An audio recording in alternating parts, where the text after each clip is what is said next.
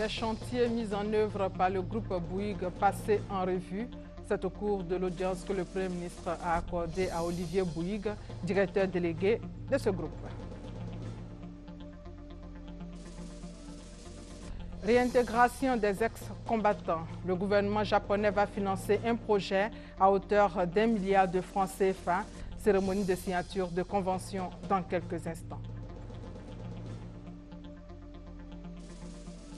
Et vous allez le voir, dans le domaine de l'agriculture, la production nationale s'est améliorée de 6%, bilan jugé positif, mais pour 2014, l'accent sera mis sur la bonne gouvernance.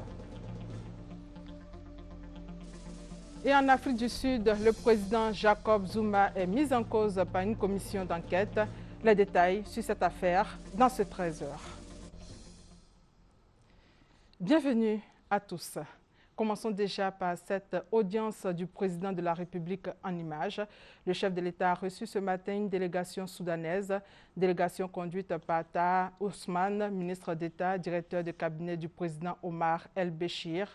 L'émissaire du président soudanais venu s'enquérir de l'état de santé du président ivoirien s'est dit heureux de constater que le président Alassane Ouattara se porte très bien. C'était aussi l'occasion pour les deux hommes d'évoquer les relations bilatérales. Nous reviendrons sur cette audience avec Jérôme Kofi Aboulin dans notre édition de 20h. Après la demande insistante de la Cour pénale internationale, le gouvernement a décidé de transférer à La Haye l'ex-président du COJEP, Charles Blé Goudé. C'est la décision majeure prise par le Conseil des ministres d'hier, présidé par le chef de l'État Alassane Ouattara. On fait le point avec Viviane Aïmé. Le Conseil des ministres de ce jeudi 20 mars au palais présidentiel, sous la présidence du chef de l'État, le président Alassane Ouattara, a enregistré, comme à son accoutumée, la signature de plusieurs décrets et l'adoption de plusieurs mesures également.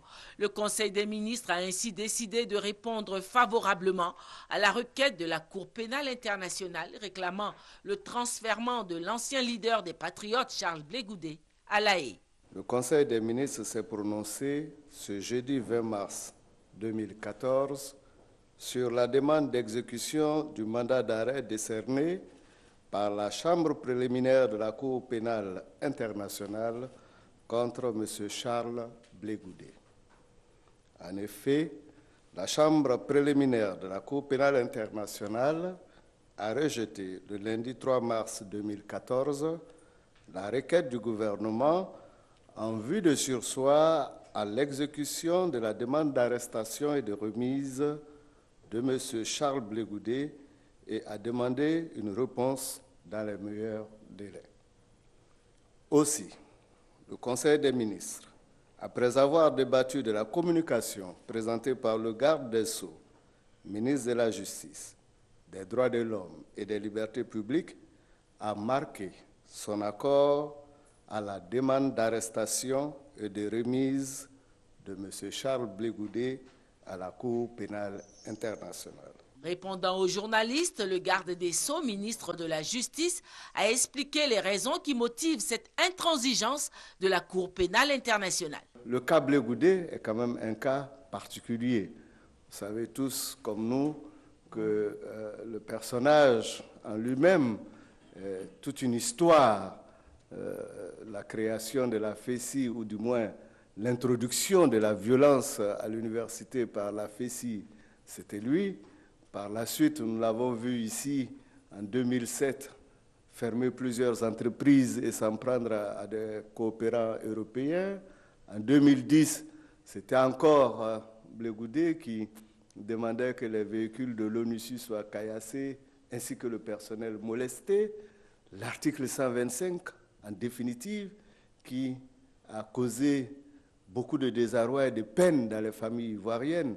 Donc cet individu, cette personne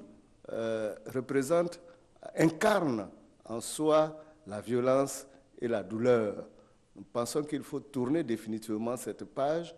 En Côte d'Ivoire, nous avons fait le nécessaire pour pouvoir donc le juger. Ça ne veut pas dire qu'il ne le sera pas, puisque nous avons fait nos procédures, mais nous estimons que le tort causé aussi à la communauté internationale peut justifier que celle-ci soit à mesure de le juger. Ces derniers temps, nous avons également vu qu'il se plaignait de... En tout cas, il y avait des photos qui indiquaient de la maltraitance et autres. Nous pensons que, même sans donner crédit à ces choses, il est du devoir du gouvernement responsable d'offrir à chacun la possibilité d'être dans les meilleures conditions pour répondre aux faits qui lui sont reprochés. Le Conseil s'est en outre penché sur l'organisation de la filière coton. Un décret a été signé pour réglementer la profession d'exportateur des produits de cette filière. Et toujours au plan agricole, la culture du karité va certainement connaître un développement en Côte d'Ivoire dans les années qui viennent. En effet, le Conseil des ministres de ce jeudi a donné son accord pour la tenue ici à Abidjan d'une conférence internationale sur le karité du 24 au 26 mars prochain. Charles Blé Goudé a donc été réclamé par la CPI. Il sera bientôt à La Haye où il sera jugé pour crime contre l'humanité présumé dans le cadre de la crise post-électorale qui a fait plus de 3000 morts. Sur Images d'archives, ce commentaire de Sylvie Touré. Dites-leur où sont au golf là. Ils n'ont qu'à se taire. Sinon un matin, on va prendre le petit déjeuner ensemble au golf, ils vont voir. Ce petit déjeuner n'aura jamais lieu. Les autorités ivoiriennes ont décidé de le remettre à la justice internationale. L'ancien leader de la galaxie patriotique est soupçonné de crimes contre l'humanité, dont meurtre, viol, persécution et autres actes inhumains commis pendant la crise post-électorale, durant laquelle Charles Blé Goudé a très souvent troqué sa casquette de général de la rue pour celle de général de l'armée. Je ne veux pas qu'on puisse distribuer des armes dans les quartiers. C'est pourquoi tous les jeunes de Côte d'Ivoire qui sont prêts dans l'âme, qui sont prêts dans le corps, qui sont prêts spirituellement, qui sont prêts mentalement, qui sont prêts physiquement, demain lundi, dès 7 h, je vous demande de vous rendre à l'état-major de Côte d'Ivoire pour vous faire enrôler dans l'armée de Côte d'Ivoire. Des jeunes seront également enrôlés dans les quartiers avec une mission claire. Donc en même temps, en restant dans les quartiers, vous surveillez les quartiers, mais en même temps vous vous inscrivez. Surveiller les quartiers, cette mission a donné lieu à des exactions et tueries de personnes ayant pour seul péché le port d'amulettes, des vêtements du Nord ou des noms à consonance nordique. En plus de cette frange de la population, l'ONU et son représentant spécial en Côte d'Ivoire de l'époque, la France et son président n'ont pas été épargnés. Tout ce que nous vivons ici comme malheur, il n'y a pas une autre puissance qui est à la base. C'est M. Sarkozy. Le danger qu'il y a en Côte d'Ivoire n'est autre que M. Choy. Il est dangereux pour la Côte d'Ivoire, il est dangereux pour la paix en Côte d'Ivoire, il est dangereux pour la paix dans la sous-région. Si tu es à Yopougon, tu es à Koumassi, tu es à Port-Boué, tu es à Makori, tu es à Djamé, tu es au plateau, partout où tu es, tu dois empêcher l'ONU de circuler. Le leader de l'ex-galaxie patriotique poursuivait un seul objectif, maintenir son mentor à la tête du pays. Si c'est vous qui avez élu Gbagbo Laurent et que l'on veut faire croire qu'il est minoritaire, vous allez prouver que Gbagbo est majoritaire à Abidjan et je vous appelle à un soulèvement populaire à Abidjan. Charles Blé Goudé, Laurent Gbagbo, deux hommes, deux destins qui se croisent à nouveau, cette fois à La Haye, devant la Cour pénale internationale. L'ex-leader de la galaxie patriotique bientôt à La Haye, la CPI se félicite de la décision des autorités ivoiriennes. La classe politique a aussi réagi. Pour le FPI, l'UDC et le COGEP, la décision ne favorise pas la cohésion nationale. Le RDR, lui, prend acte de cette décision. Et dans le cadre du processus de réconciliation nationale, le président de la CDVR, Charles Konabani, a reçu ce matin une délégation de l'Union européenne. Les détails sur cette audience dans nos prochaines éditions. Le Premier ministre Daniel Kablan-Duncan a reçu hier Olivier Bouygues. Les deux hommes ont passé en revue les chantiers mis en œuvre par le groupe Bouygues en Côte d'Ivoire. Ces chantiers, des chantiers bien lancés selon le directeur délégué du groupe Bouygues, nous dit Hugues Eveblé. Les projets exécutés en Côte d'Ivoire par le groupe Bouygues, tous, ont été passés en revue par le Premier ministre Daniel Kablan-Duncan et son hôte. L'entretien avec Olivier Bouygues a duré un peu plus d'1 heure. Évoqué à cette occasion les projets en cours dans le secteur énergétique et celui des infrastructures, il a été aussi question au cours de cette audience de projets à mettre en œuvre et sur lesquels travaillent l'État de Côte d'Ivoire et le groupe Bouygues. On a beaucoup parlé d'énergie. On avait les conseils de la CIE, l'administration. Je faisais le point à Monsieur le Premier ministre des travaux et des avancements pour la CIE, toute la remise en état du système électrique en Côte d'Ivoire. Je faisais part de la satisfaction qu'on avait et ça avançait bien, ça marchait bien, il y a beaucoup de projets. Encore un petit peu de patience pour que tout s'améliore bien. Puis bien sûr, on a parlé du BTP, des travaux. On a parlé quand même du 3e pont qui va arriver à sa fin pour Noël. Je pense que ça va être un beau cadeau de Noël pour la Côte d'Ivoire. Ça va désengorger la ville. Et le chantier, lui, se passe très bien. Ah ben, le tramway, c'est un beau projet. Alors, il est en train de mûrir. Hein. On va le faire mûrir ensemble, d'ailleurs, encore. Bon. C'est en train de se mettre au point, donc il faut être un petit peu patient. C'est un projet qu'on souhaite faire aboutir. Donc. Le groupe Bouygues chapeaute la gestion de l'eau et la production de l'électricité en Côte d'Ivoire. Le groupe, qui entend faire des investissements de l'ordre de 500 milliards de francs CFA dans le secteur pétrolier et gazier, est aussi présent dans les activités portuaires et ferroviaires en Côte d'Ivoire. Le Premier ministre plaide pour l'augmentation du nombre de projets d'emploi jeunes en Côte d'Ivoire, justement. C'était à l'ouverture des travaux de la 2e revue de la performance du portefeuille de projets de la Banque mondiale en Côte d'Ivoire. Sur 23 projets initiés depuis la relance de la coopération entre Yamoussoukro et l'institution financière en 2007, 8 ont été exécutés et 15 sont en voie de réalisation. Les détails avec Francis Boifo. Les infrastructures économiques, l'énergie, l'environnement, l'agriculture, le transport, l'éducation, l'eau potable, la formation, l'emploi et la bonne gouvernance. Voilà les secteurs qui bénéficient du financement du groupe de la Banque mondiale depuis la relance de la coopération entre l'institution financière et la Côte d'Ivoire en 2007. Que nous accompagnons à l'heure actuelle la Côte d'Ivoire avec un portefeuille actif de 15 projets pour un engagement total de près de 750 millions de dollars américains, soit environ 375 milliards de francs CFA, essentiellement constitués de dons. La bonne gestion du projet a permis à la Côte d'Ivoire d'atteindre un taux de décaissement de 40%, certainement un des plus élevés au niveau de la Banque mondiale. La ministre en charge de l'économie et des finances, Kaba Nialé, invite les acteurs des projets à redoubler d'efforts pour atteindre un taux de décaissement de 80% d'ici à décembre 2014 sur les 375 milliards de francs CFA que la Banque mondiale entend mettre à la disposition de la Côte d'Ivoire. Une ambition que partage le Premier ministre Daniel Kablan-Duncan. Il a dit sa gratitude aux responsables du groupe de la Banque mondiale pour le soutien apporté à la Côte d'Ivoire dans le cadre du financement des projets de développement. Les ressources allouées par cette grande institution depuis 2007 sont estimées à 940 milliards de francs CFA, dont 540 milliards de francs CFA en projets d'investissement et 400 milliards de francs CFA en appui budgétaire. Je me permets d'inviter la Banque mondiale à renforcer son soutien dans la reconstruction de notre pays, mais aussi dans la transformation de la Côte d'Ivoire vers une économie émergente à l'horizon 2020, en portant une attention particulière aux projets créateurs d'emplois, surtout pour les jeunes, mais aussi pour les ex-combattants et les personnes à risque. À cette cérémonie, le chef du gouvernement a lancé les travaux de la 2e revue annuelle de la performance des projets financés par la Banque mondiale en Côte d'Ivoire. Une occasion pour les coordonnateurs de projets d'évaluer les travaux initiés et d'apporter des mesures correctives pour le bonheur des populations ivoiriennes.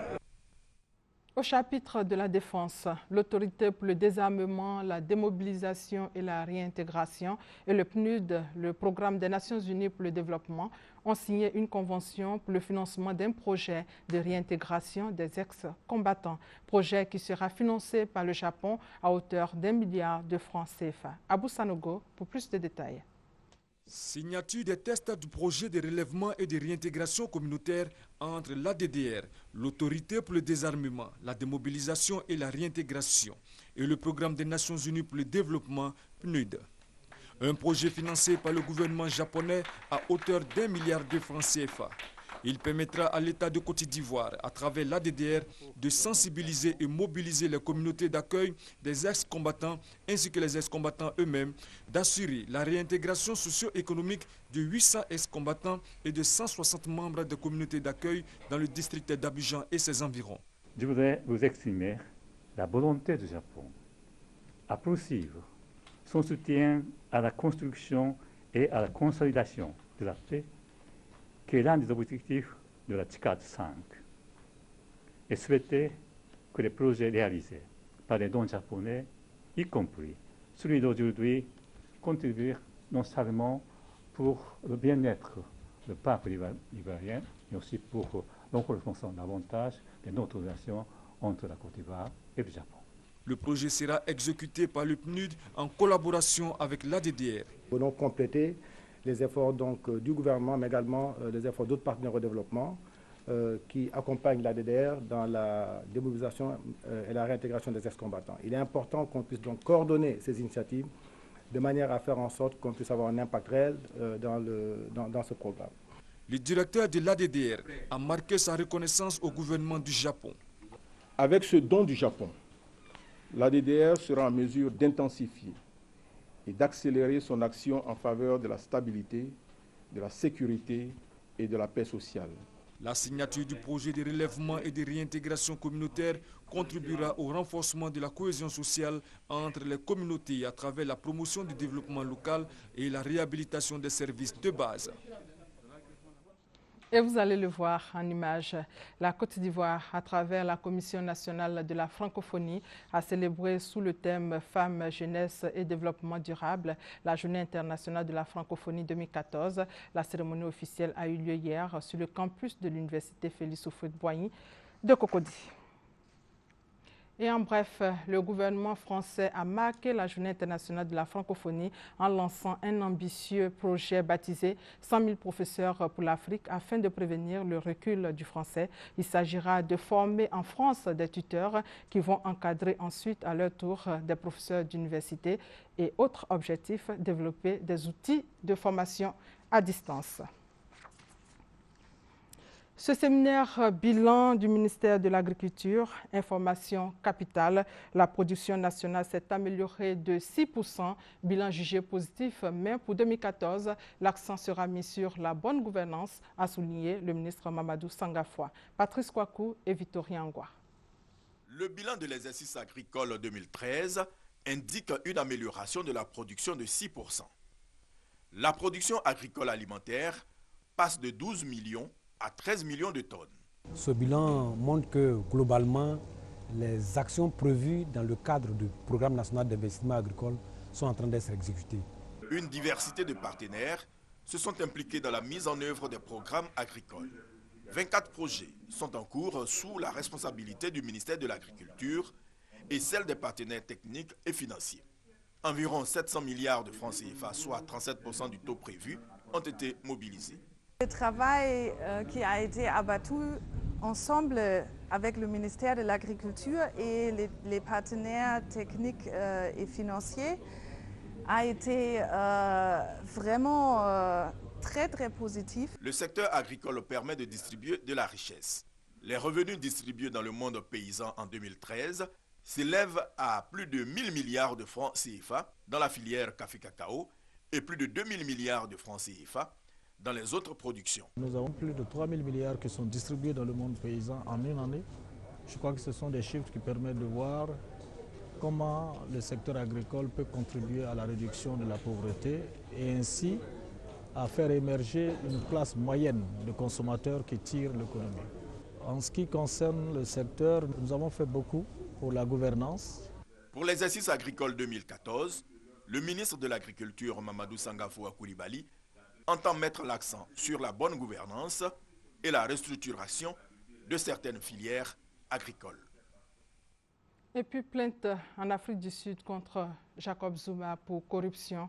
À cette semaine des élections générales sud-africaines, le président sud-africain a été vigoureusement prié mercredi de rembourser l'amphithéâtre, le poulailler et la piscine que les contribuables ont payés en même temps que les travaux de sécurité de sa résidence privée, montant estimé à plus de 10 milliards de francs CFA. Place maintenant au sport avec Ange Assoukro. Ange Assoukro qui nous a rejoint. Bonjour Ange. Bonjour Delphine. Commençons tout de suite par cette actualité, le tirage au sort de la Champions League qui s'est déroulé aujourd'hui. Voilà, ce tirage au sort intégral et donc sans tête de groupe qui a été effectué. Toutes les équipes étaient logés à la même enseigne. Il s'agit de 3 clubs espagnols, Atlético Madrid, Barcelone et Real Madrid, 2 clubs anglais, Chelsea et Manchester United, 2 Allemands, les 2 derniers finalistes de l'épreuve, le Bayern Munich et Dortmund, et un club français, le Paris Saint-Germain. Et ainsi que vous l'apercevez, le tirage au sort donne les affiches suivantes: FC Barcelone, Atlético Madrid, Real Madrid, Borussia Dortmund, Paris Saint-Germain, Chelsea, Manchester United, Bayern Munich. Les matchs allés se joueront les 1er et 2 avril et les 7 et 8 avril pour les 4 matchs. Parmi ces 8 finalistes, 6 ont déjà goûté au Graal: Atlético Madrid, Barcelone, Bayern, Chelsea, Dortmund et Manchester United. Angers, cet entraînement du COE avant la Ligue des champions, cette fois africaine. Oui, la Ligue des champions d'Afrique qui se joue ce week-end. Le COE Sport de San Pedro a tiré un gros morceau. Le COE Sport de San Pedro qui va recevoir le tout-puissant Mazembe qui a remporté la Ligue des champions en 2009 et 2010. Nos reporters ont assisté à une séance de préparation des joueurs de la petite cité portuaire. Il s'agit de Alexis Kwayo et de Salif Ouattara. Trashville, Fédération ivoirienne de football, conférence de presse du COE Sport de San Pedro. Objectif, mobiliser les Ivoiriens autour du COE qui reçoit ce dimanche à Abidjan le club mythique congolais, le tout-puissant Mazembe de Lubumbashi. Engagé en Ligue africaine des champions, le club vert et bleu, leader du championnat, affronte en 8e de finale un autre poids lourd du football africain. Le soutien du 12e homme est impérieux. Ce dimanche, nous jouons un match important, un match très important même. L'année dernière, on s'est projeté dans le top 8. Cette année encore, nous négocions ce top 8-là. Sur notre chemin se plante le TP Mazembe avec tous ses moyens. Je pense que nous comptons sur vous et notre 12e homme qui est le public pour pouvoir nous soutenir dans cette bataille-là. Quelques heures plus tôt, stade Robert Champrou de Marcory. À quelques jours du Classico, les Verts bleus se sont bunkerisés pour huiler la machine COE. Privé de 4 joueurs dont son principal attaquant Kevin Zougoula pour ce match, les pensionnaires du club de la cité portuaire disent avoir un grand atout, la cohésion du groupe. On est confiable pour pouvoir battre contre cette équipe du TP Mazembe qui n'est pas encore. C'est une grande équipe. On fera de notre mieux pour pouvoir faire un bon match ce dimanche. Nous sommes conscients de ce que nous attend le dimanche. D'abord, les séances d'entraînement se passent très bien. Pas de physique. Tout est basé sur la vivacité. Et je pense qu'on a besoin de fraîcheur physique pour pouvoir répondre le dimanche. Et je pense que tout le monde est conscient de ce que nous attend le dimanche. En attendant de défier le corbeau noir-blanc de Lubumbashi, Souleymane Dembélé et ses coéquipiers prennent du plaisir à chanter.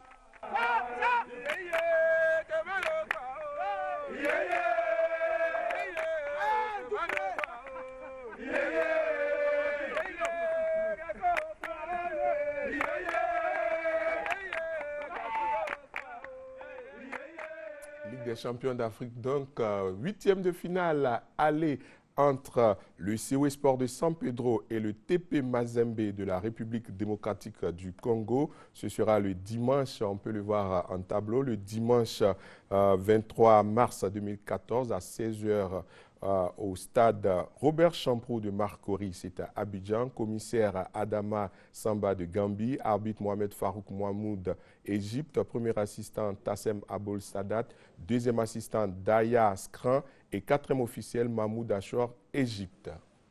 Ange, intéressons-nous maintenant à l'avant-coupe de la Confédération avec la préparation de la SEC Mimosa. La SEC Mimosa, donc, pour le compte de la Côte d'Ivoire qui est engagée dans la Coupe de la Confédération, les jaunes et noirs se sont envolés le mercredi dernier pour l'Algérie où ils vont croiser le club sportif constantinois. Avant leur départ, ils se sont adonnés à une dernière séance d'entraînement ici à Abidjan, séance d'entraînement suivie par Anne-Marie Nguessan.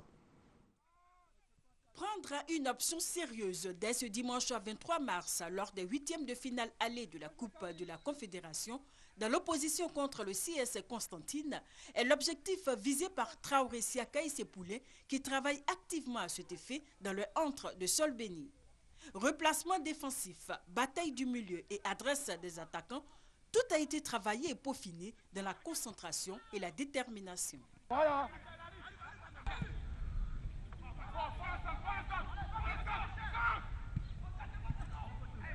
Ils ont par la suite écouté les conseils du président de la section football, Francis Wenye, qui les a incités à se surpasser pour arracher une victoire en Algérie. Pour l'entraîneur des Jeunes et Noirs, il est important de relever ce défi algérien pour poursuivre cette aventure africaine. Lui et ses poulets entendent donc aborder cette rencontre dans un bon état d'esprit. Je pense qu'ils sont motivés parce qu'aujourd'hui, ils pensent tous aller jouer à l'étranger. On les a dit que c'est une opportunité pour eux, donc ils ont de quoi se donner, quoi. Tactiquement, on essaie de corriger un peu, mettre des choses en place, parce qu'on a vu un peu l'équipe sur le net. Donc on essaie de préparer les défenseurs à beaucoup de choses pour ne pas qu'ils soient surpris. C'est ce dimanche 23 mars à 17h15, heure locale, que la SEC Mimosa sera opposée au club sportif constantinois au stade Shahid Amlaoui dans le cadre des 8e de finale aller de la Coupe de la Confédération. Notons que les Mimos sont en Algérie depuis jeudi 20 mars.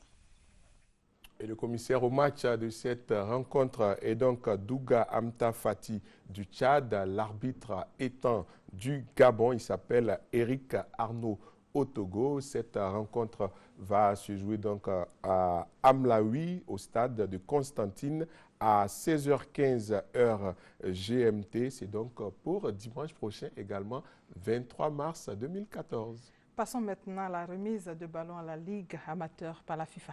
Voilà, la Ligue amateur concerne donc les clubs de D3 et des divisions régionales, D3 donc et divisions régionales qui ont eu l'œil attentif de la Fédération internationale de football association, la FIFA donc, qui a tenu à remettre 500 ballons à cette Ligue amateur par le truchement de son projet Goal.